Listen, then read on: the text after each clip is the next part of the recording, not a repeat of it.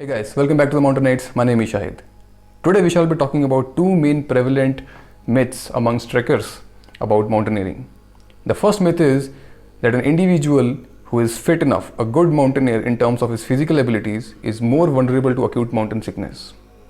The second myth says a pro athlete is more likely to be a pro mountaineer as well.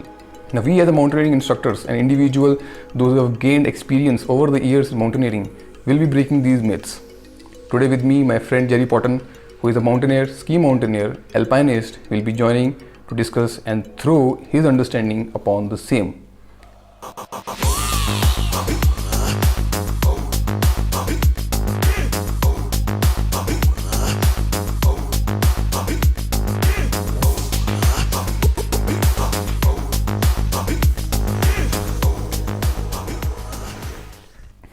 Alright, let's get started. Exactly. All right. With that said, let's proceed ahead to breaking another myth. The second myth says that a pro athlete is more likely to be pro in mountaineering also just because he's pro athlete. Now, I disagree with this. What I would agree to an extent is that yes, if he's an athlete, if he's individual who has been doing physical activity much more than normal people, it will help him a little bit in conditioning with respect to mountaineering. But saying that just because he's a pro athlete, he will be good equally in the mountaineering makes no sense to me. Because to be good in mountaineering, you have to be in the mountains. You have to train yourself specific to the mountaineering. You got to acclimatize well. You got to take care of yourself accordingly, following the procedures in the mountains as well. And you need to condition yourself for the purpose of high altitude, not just high altitude, but also for the purpose of carrying load. Because the more higher you go, your consumption of energy will be more. The requirement of calories will be more, whereas the intake of calories will be definitely low. Because a point comes, your appetite falls, right? And you got to hydrate yourself accordingly. You got to take care of your acclimatization the more higher you go. So if you are able to do all these things well, only then I can say, irrespective of being a pro athlete or not, you will be a good mountaineer gradually over the period of time. Now I would like you to add more to this. I think whatever you covered, it covers most, it touches most of the bases. But let me just put forth one question. I am often asked this, and I'll ask you: who do you think is the best athlete in the world right now? Yeah, I think most people will agree that some will say it's Usain Bolt, some will say it's Lionel Messi. yeah, Now these are stalwarts in their sports, in their right. respective disciplines. Let's take the example of Usain Bolt. He has to perform at his optimal best for 10 seconds, even less than 10 seconds. Yeah, Now, someone, climbing Annapurna or Nanga Parbat or K2, like these are elite mountaineers, and they have to perform at their absolute best over a period of 2 months. Even in their sleep, even their sleep has to be efficient. Every decision they make on the mountain has to be right. One yes, decision could cost their lives. So 10 seconds versus a month and a half, you do the math. yeah, Would someone like Usain Bolt or Lionel Messi, who has to play for 90 minutes in a football game, do these people have an advantage in mountaineering? Like you said, because they're fit, by virtue of them being fit and having some sort of endurance, they might have some advantage. Would that make them a pro in mountaineering? I don't think so, yeah, because they're exercising totally different muscles, totally different movements. The body mechanics, everything is different. What they consume, their daily diet compared to a mountaineer's diet, all different. yes. Sometimes the mountaineer has to perform even without having any Food. access, any good food. Yeah, So uh, it's not totally wrong to say that there might be some advantage because by virtue of them being fit, but them being pro in their discipline would automatically entitle them to be professionals in mountaineering also. I don't agree. I'll yeah, give you another example of people who run at altitude. Most of these Kenyan marathon runners or yeah, these Ethiopian marathon runners, they train a lot at between 3,500 and 2,500 to 3,500 meters. Again, these altitudes are high, but not ultra high. You obviously Yeah. know in the Himalayas you have like 6, 7, 8,000 meter peaks, and nobody runs at those altitudes. So, do these runners have?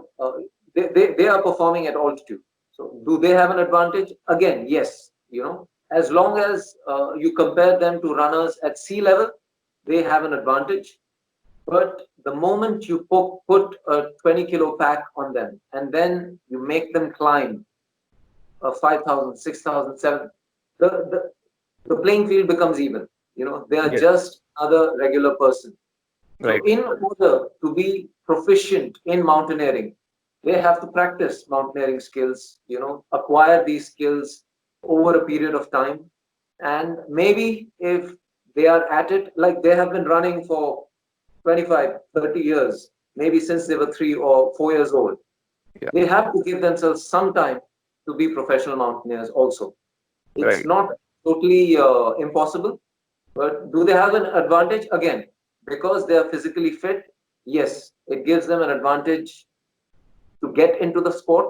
But to become professionals, I don't think being professional in one discipline automatically entitles you to become a professional in another discipline. Mountaineering is totally different. Even Different. Yes. someone who's not a professional in any sport can be a professional mountaineer if he has given himself enough time in this sport. Exactly. And just like in order to mention, like the rock climbers, they are super fit. They are technically very skilled. But it's not necessary a good rock climber will be a good mountaineer at the same time, because rock climbing is not confined. To correct myself, rock climbing is not of that altitude as compared to the mountaineering, because generally the rock climbing happens to the altitude of 2,500 meters, maximum 3,000 meters. Whereas the moment the same physically super fit rock climber would come into mountaineering and exceed the 3,000 meter, 4,000 meter, 5, 6, 7, and 8, and above 8, the game definitely changes right from the 4,000, I would say 3,000 meters. Now, what would you say about this?